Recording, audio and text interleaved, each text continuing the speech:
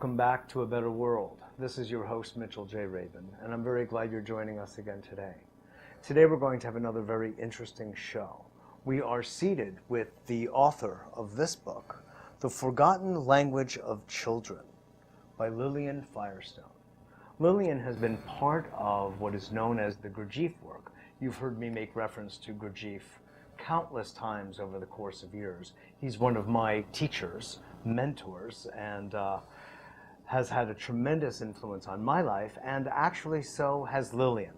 Lillian has been the facilitator and leader of a group that I've been in over the course of years, actually many of them years ago.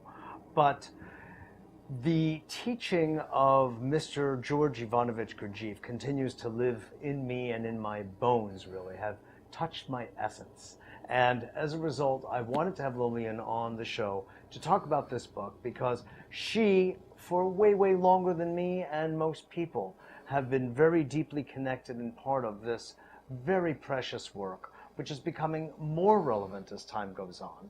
And he's one of those mystics at the turn of, well, the last century, who has exerted a very powerful influence, oftentimes behind the scenes, on our global lives.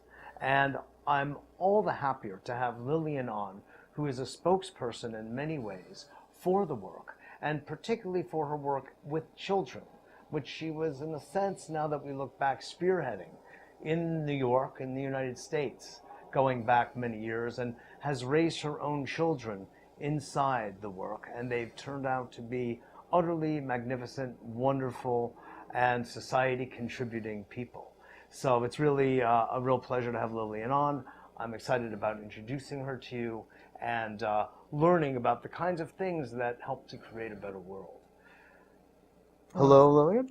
Thank you. That's quite an introduction. You're very welcome. You're very welcome, and it's a pleasure to have you on. So, what inspired the book? When I met the Gurdjieff work, I was a single mother with a young child, a little 2-year-old daughter, and I had a horror. Risa, I take that to be.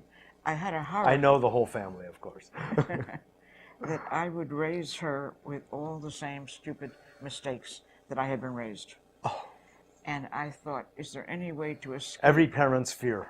Yeah. Yeah. Is there any way to escape from the dead hand of habit?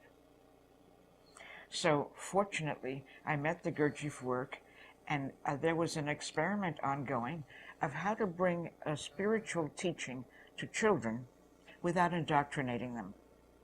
So I was accepted in this study with my little daughter, and we began what turned out to be a lifelong study for me of how to bring up children to be courageous, to be in touch with their essence, to have common sense, to have their feet firmly planted in this earth, and at the same time to still have their idealism and to still have their spiritual search if they have one, if they are born with one. Mm-hmm. So are these ideas that you would say are not in circulation as you were raising Risa and then later Mark in the general populace of parental influence? Well, society today, as you know, is very organized to develop children's intellect. Everything is aimed at that. Now they're even talking about it in kindergarten, even in pre-kindergarten, teaching kids to read and developing their minds.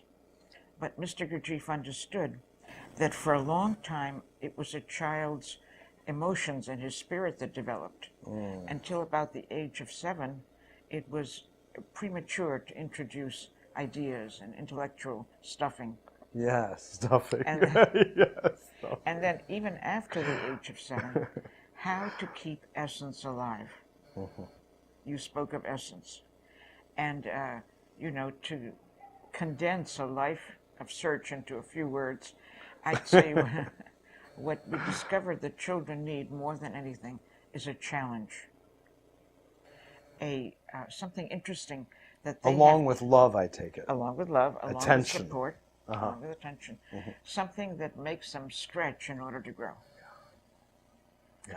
And support is absolutely crucial, because if you offer a child a challenge, You have to support him or her, whether he succeeds at the challenge or doesn't, whether he does well or poorly. It's the quality of his effort that we were looking to support, not the result. Efforts, not results. Efforts, What not results. a